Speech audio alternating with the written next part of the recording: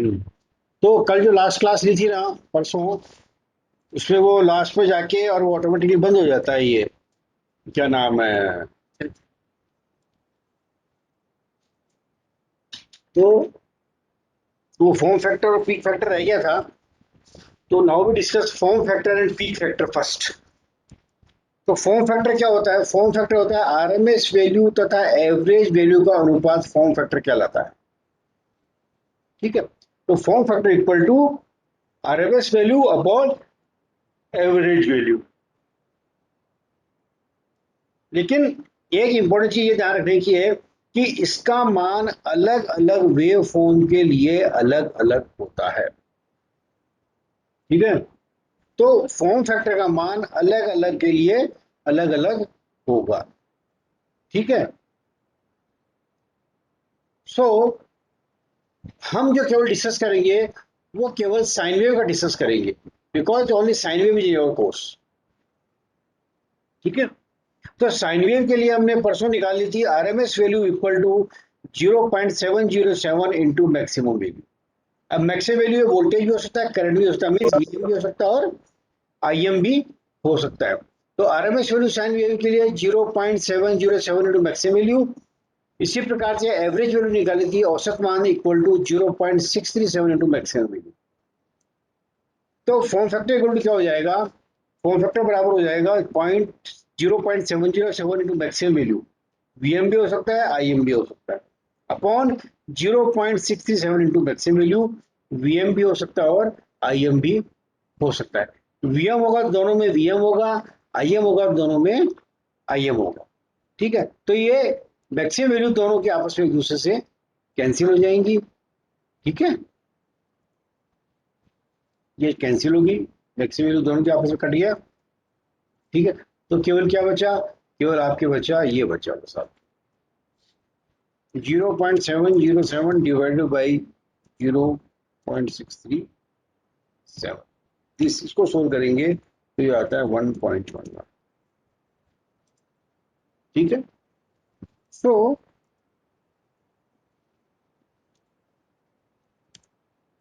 Form factor equal to, short में इसको F भी बोल दीजिए। तो फॉर्म फैक्टर इक्वल टू आ जाएगा आपके 1.11। दिस इज, ये ध्यान रखने की बात है, this is only for sine wave.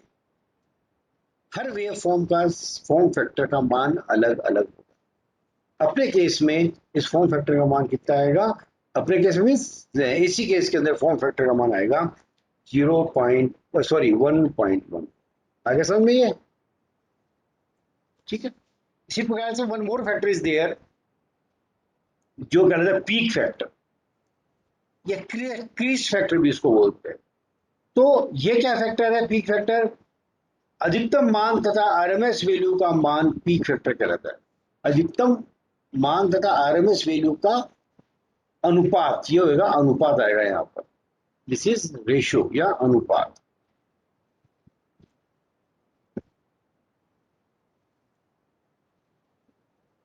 मान का अनुपात,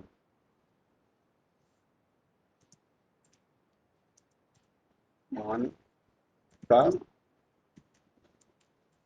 अनुपात पीक फैक्टर कहलाता है। तो पीक फैक्टर इक्वल टू क्या होगा? Maximum value upon RMS value. अब मैक्सिमम वैल्यू कुछ भी हो सकती है, करंट भी हो सकता है, वोल्टेज भी हो सकता है।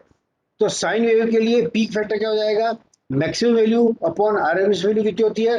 0.707 इंटू मैक्सिमम वैल्यू। ठीक है। तो ये इससे कट जाएगा, मैक्सिमम वैल्यू से मैक्सिमम वैल्यू तो कैंसिल हो जाएगी, ये कट गया आपके। तो कितना हो जाएगा? 1/0.707, which is equal to 1.4 for sine wave. ये ध्यान रखना है, ये जो वैल्यू निकाली है अपन ने, ये केवल और केवल साइन वेव। ठीक है। So peak factor equal to 1.414 for sine, ये साइन वेव के लिए अपनी ये वैल्यू। तो फॉर्म फैक्टर की वैल्यू होगी 1.11 और पीक फैक्टर की वैल्यू होगी 1.414। दोनों जो वैल्यू हैं वो साइन वेव। तो आपके टॉपिक नंबर 5.1, 5.2, 5.3 हो गया है। ठीक है।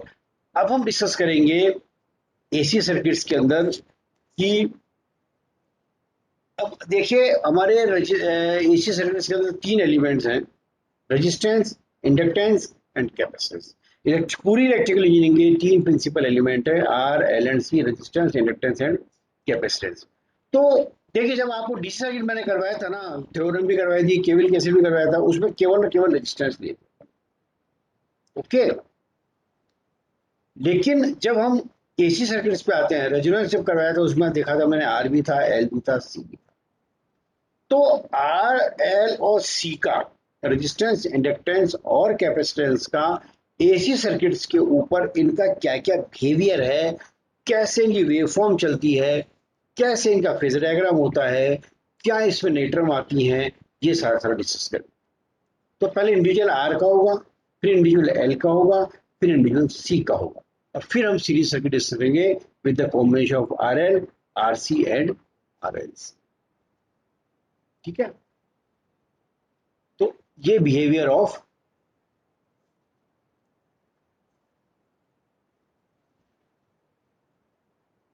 आर, एल और सी। तो देखिए, AC circuit with pure resistance, ये सिंपल सर्किट है। ये एसी का मैंने सिंबल बताया था आपको, एसी सिंबल है। ये वोल्टेज बी लगा रखा है, ये रेजिस्टेंस आर है, ठीक है, इसमें से करंट जा रहा है आई। इस रेजिस्टेंस के अक्रॉस वोल्टेज क्या है, वी आर है, ठीक है। सो एक एसी सोर्स को कंसिडर करते हैं जो प्योर रेजिस्टेंस लगा रखा है यहाँ पे आर। एक एसी वोल्टेज लगा रखा है वी, जिसकी इक्वेशन क्या होगी, V equals to V M sine omega T, ठीक है। इसमें से करंट फ्लो हो रहा है आई। तो ये जो वोल्टेज रेजिस्टेंस के क्रॉस है वोल्टेज, वही वोल्टेज ये भी होएगा, तो दोनों बराबर होंगे वोल्टेज, ठीक है।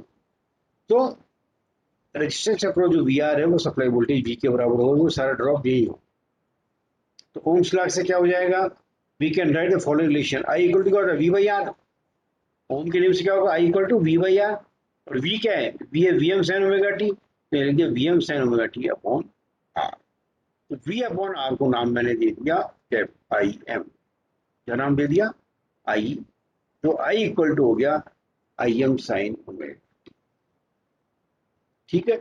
और ये है वी एम साइन ओमेगा, ये दो इक्वेशन हो गया, ठीक है। Where I M equal to V M upon R, मतलब मैक्सिमम वोल्टेज है, करंट भी मैक्सिमम। अब ये देखिए, ये जो इक्वेशंस है, इक्वेशन नंबर 1 और इक्वेशन नंबर 2, इनका नंबर मैं लिख देता हूं अभी।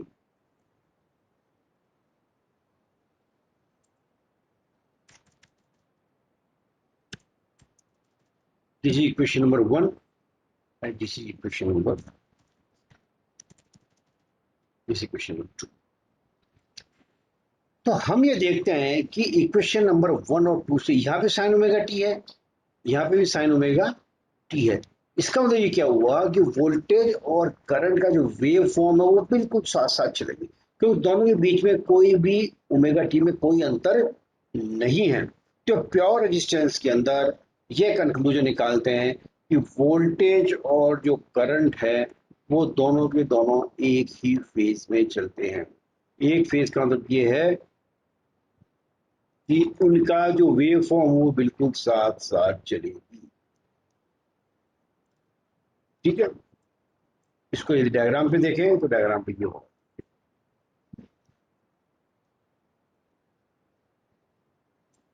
So this is our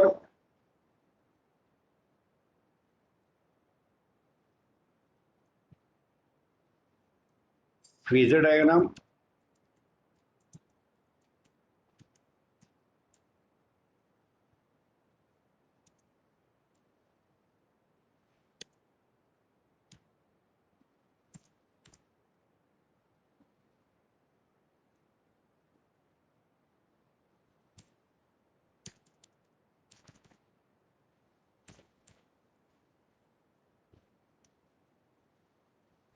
ये तो हो गया आपका फेजर डायग्राम,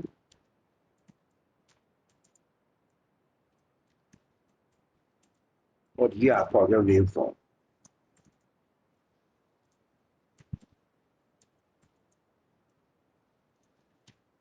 वेव फॉर्म मतलब वोल्टेज और करंट दोनों एक ही फेज में होंगे, दोनों भी फेज एंगल कितना है, जीरो। और ये वोल्टेज की और करंट की वेव, ये वोल्टेज की वेव फॉर्म ऐसे चल रही है, ठीक है, जीरो से गया पाई पे आया, पाई से लेकर 2 पाई तक गया। तो करंट की वेव फॉर्म बिल्कुल साथ साथ चल, इसका मतलब इन दोनों के बीच में फेज डिस्प्लेसमेंट जीरो है। फेज डिस्प्लेसमेंट कितना है? जीरो है, ठीक है, फेज अंतर जीरो है, फेज डिस्प्लेसमेंट इज जीरो, ठीक है। अब आगे चलो,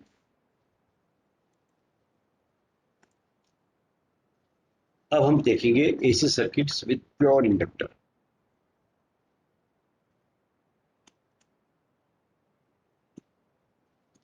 प्योर इंडक्टर,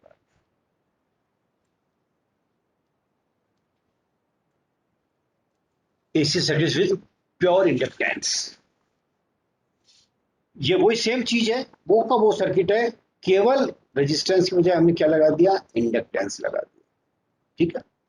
ये एसी सोर्स है, यहाँ पे हमने इंडक्टर लगा दिया। इंडक्टर को रिप्रेजेंट करते हैं else, this is represent by L, this is your inductor, represent by, ठीक है। वापस वही वोल्टेज है, V equal to V M sine omega T. तो current flowing in the circuit is I, voltage across, इसके across voltage कितना होगा? VL, वापस VL इक्वल टू क्या हो जाएगा? V हो जाएगा, है ना।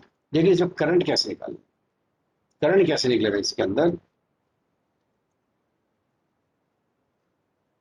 Voltage across inductor is given by VL which is same as V, VL और V कितना होगा? V होगा। V, अब इंडक्टर में जो करंट होता है I, उसका फॉर्मूला होता है I equal to L D I by D, ये आपको याद रखना, I equals to L D I by D, ठीक है, विच इज इक्वल टू, नहीं, this is not I, this is V L, this is V L, ये आएगा यहां पर वी एल,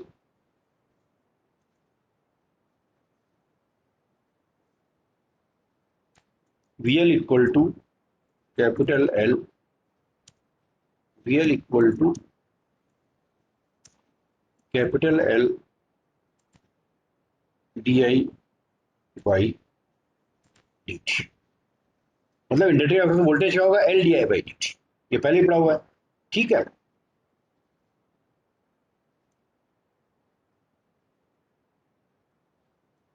तो इसके अक्रॉस वोल्टेज क्या हो जाएगा? V L, V L equal to V, V equal to V M sine omega T, तो V M sine omega T equal to हो गया एल डी आई बाई, ठीक है, दिस ये होगा यहाँ पर। तो V M sine omega T equal to L D I by D T, इस इक्वेशन को सिंप्लीफाई करते हैं, कैसे सिंप्लीफाई करेंगे? सिंपल है, करेक्शन हो जाता है तो ठीक है, करता हूँ इसमें,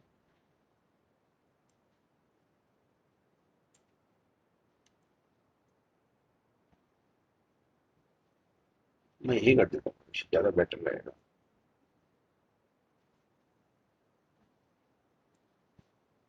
this is equals to V L, V L equal to L D I by T, तो V M sine omega T equal to L D I by D T. तो डी आई बराबर क्या हो जाएगा? देखिए एल तो चला जाएगा नीचे और डी टी आ जाएगा इसका मल्टीप्लिकेशन, तो डी आई बराबर V M upon L into sine omega. अब इसको आई ज्ञात करने के लिए इसे क्या करेंगे? हम दोनों तरफ इंटीग्रेट करेंगे, so I equal to V M upon L into integration of sine omega T, D I अपने पास था, ठीक है, डी आई अपने पास था, तो हमने क्या कर दिया? आई निकालने के लिए इंटीग्रेट कर दिया, इंटू साइन ओमेगा टी का इंटीग्रेशन होता है माइनस कॉस ओमेगा, तो आई इक्वल टू हो जाएगा, और ये टी के रेस्पेक्ट में कर रहे हैं इंटीग्रेशन, ध्यान रखिए, तो ओमेगा क्या है? नीचे कांस्टेंट हो जाएगा, तो नीचे आ जाएगा, डिवाइड में आ जाएगा ये ओमेगा नीचे, तो I equal to V M upon omega L into minus cos omega T, तो माइनस कॉस ओमेगा टी को मैंने लिख दिया इस तरह से। I equal to V M upon omega L into sine omega T minus pi by two. ठीक है, I equal to V M upon omega L into sine omega T. वे, और इसको नाम मैंने दे दिया I M, maximum current, I M into sine omega T minus pi by, where I M equal to क्या है, वी एम अपॉन ओमेगा। ठीक है, इस ओमेगा एल को मैं कहता हूं X L. This omega L is known as X L, inductive reactance.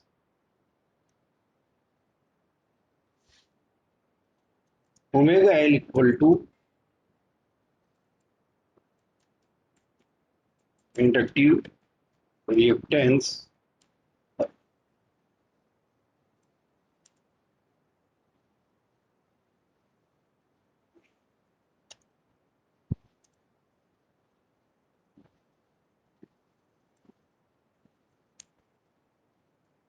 Omega L equal to inductive reactance. इसकी यूनिट क्या होगी, ओम होगी। यूनिट क्या होगी, रेजिस्टेंस की जैसे ओम ही होगी। और इसको हम रिप्रेजेंट करते हैं एक्स एल से। रिप्रेजेंट किससे करते हैं, एक्स एल से रिप्रेजेंट। तो X L equal to omega L.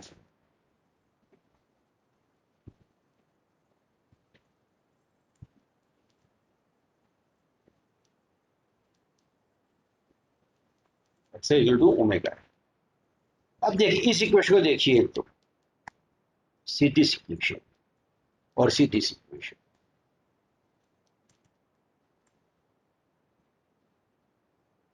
ये इक्वेशन, एक तो ये equation v equal to V M sine omega T, और एक इक्वेशन ये I equal to I sine omega T minus pi by two. इन दोनों देखें, इसका मतलब क्या हुआ कि जो करंट का जो फेज है वो वोल्टेज से 90 डिग्री पीछे है, पाई बाई टू डिग्री पीछे है। तो जो वेक्टर डायग्राम कैसा बनेगा, ये बनेगा vector.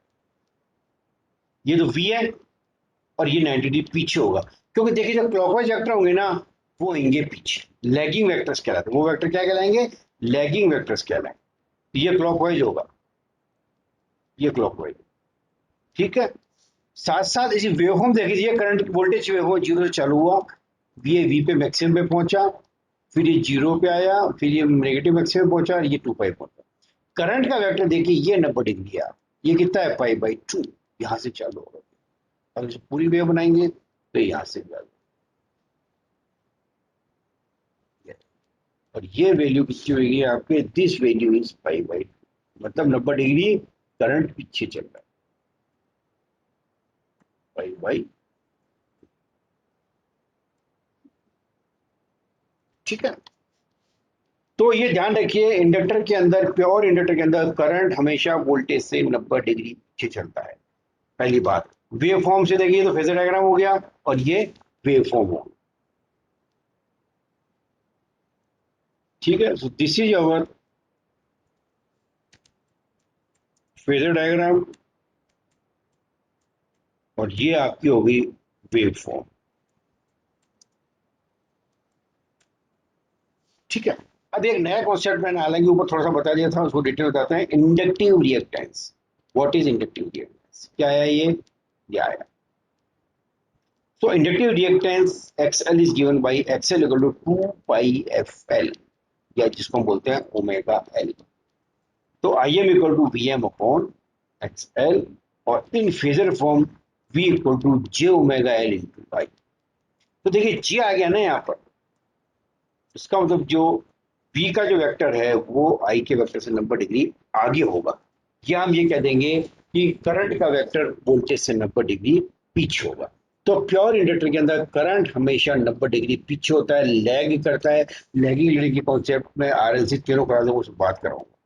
So XL is, it is equivalent to resistance in a resistive circuit, the unit is ohm. जो मैंने आपको पहले बता दिया, एक्सएल की यूनिट ओम होगी, 2 पाई एफ एल, या इसको ओमेगा एल भी कह दीजिए आप। ठीक है, ओमेगा एल कह दीजिए इसको। This is also omega L. ठीक है,